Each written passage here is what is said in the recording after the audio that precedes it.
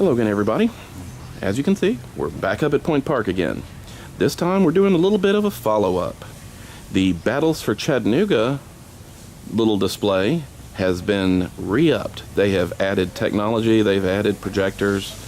It's supposed to have a 3D projection over the existing model. So let's go take a look and see what we can see on this, shall we?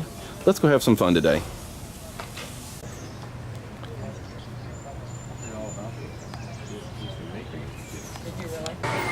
Now, the gift store itself hasn't really changed that much. You can see everything's the same way that it's been as it was in the past.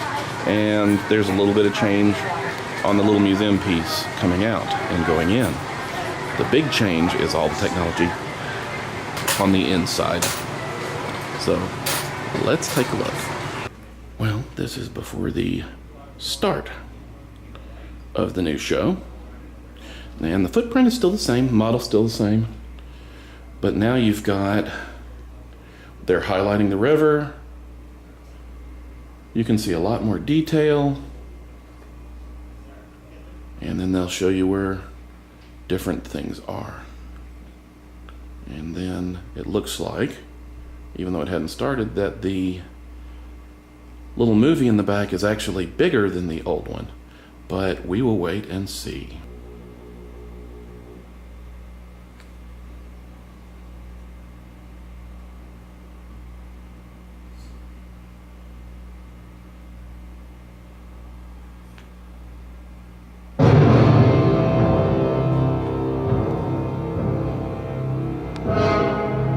It is 1863, the third bitter year of the war between the states. The conflict goes badly for the Confederacy.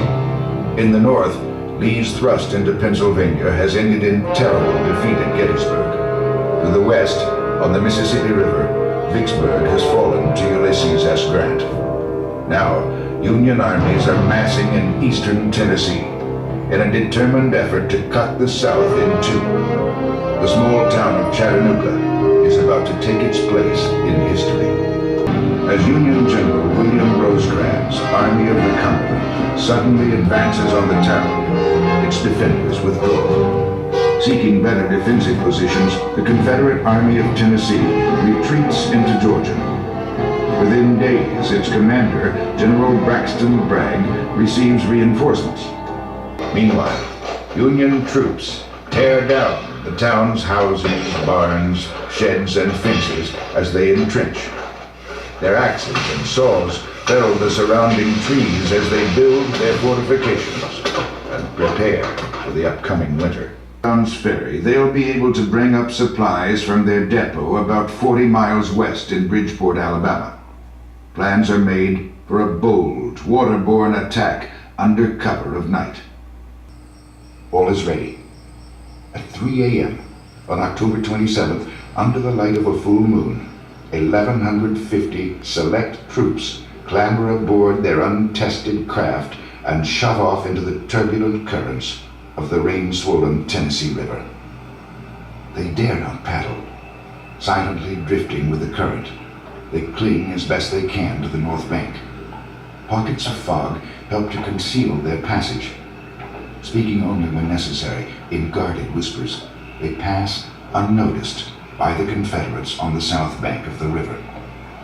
As the boats wind downriver, a column of Union troops slips through the darkness to support their attack. At 5 a.m., Union signal fires alert the men in the boats to their landing point on the opposite bank. Pushing across the river, the raiding party gets to within 10 feet of shore before the first shots are fired by Confederate pickets. Outnumbered, the rebels fight briefly before conceding the ferry to the Yankees. Another 1,500 camp around the railroad station near the creek at Wauhatchie. In their haste, the Federals neglect to establish defense works. Night falls, and the Union soldiers sleep. Under a blanket of darkness, Confederate troops, led by 27-year-old Brigadier General Micah Jenkins, move stealthily down the side of the mountain. At about 12:30 a.m. on October 29th, Jenkins' troops fall upon the unfortified Union position at Wauhatchie. An intense struggle begins. The fighting is at close quarters and deadly. Hooker's artillerymen fire special shells fitted with short fuses. The casements explode, showering fire across the night sky. Thick, clinging mud becomes calf-deep, and the floorless tents offer little protection. At 1:50 p.m., Grant orders General Thomas to launch 20,000 men against the rebel position at Orchard Knob. The troops advance almost to the foot of the hill before the Confederate pickets realize it is an attack. The fight is intense but brief. The maneuver is a demonstration of strength that prevents Bragg from sending more troops to Knoxville and smash the pontoon bridge at Browns Ferry. The rear guard of Sherman's column is stranded on the south side of the river. Fighting Joe Hooker recommends that Grant take advantage of the Union's unexpected troop strength on the south side to attack Lookout Mountain. The three columns of Union soldiers sweep north across the slope of the fog-shrouded mountain. At 9 a.m., Hooker's men make contact with the enemy. As shots ring out, Union artillery at Moccasin Bend supports the assault. Confederate cannon on top of the mountain ineffectively return fire. The southern defenses have been positioned to repel an assault from below. Attacked from their flank, they retreat behind boulders, trees, and fallen logs as they fire back at their attackers. Confederate commanders meet to discuss their situation at the house of Robert Cravens, prosperous owner of the East Tennessee Iron Manufacturing Company. This White House stands out as the most prominent landmark on the north slope of Lookout Mountain. Suddenly, hundreds of Union soldiers burst from the woods into the clearing around the house, shouting battle cries and firing muskets. Union artillery shells add to the havoc, noise, and confusion around Craven's house, framed the blue uniforms and the national flag, creating an inspiring sight for the Union troops in the valley below.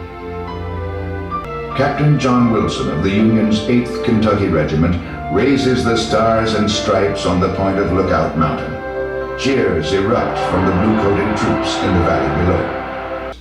These are positioned at the base, about halfway up, and at the crest. Here, he will make his stand. Grant's plan is to have Sherman attack the ridge at its northern end, while Hooker attacks from the south. Upstream from the city on the north bank of the river, boats have been secretly prepared. Ulysses S. Grant orders them to begin their assault on the 25th from their position at the north end of the ridge. But due to a faulty map, Sherman occupies a hill which is separated from Missionary Ridge by a wooded valley. The fight begins at dawn. A deafening roar rolls across the Tennessee hills as cannon and muskets duel. Sherman quickly realizes that his troops are not on Missionary Ridge. To reach it, they must fight their way across a shallow valley. The Yankees advance against a storm of minie balls and exploding shells, hoping that Bragg will recall formations from his right flank to support his center. That would allow Sherman to resume his attack. At 3:40 p.m., 6 cannon are fired in rapid succession, signaling Thomas's troops to advance.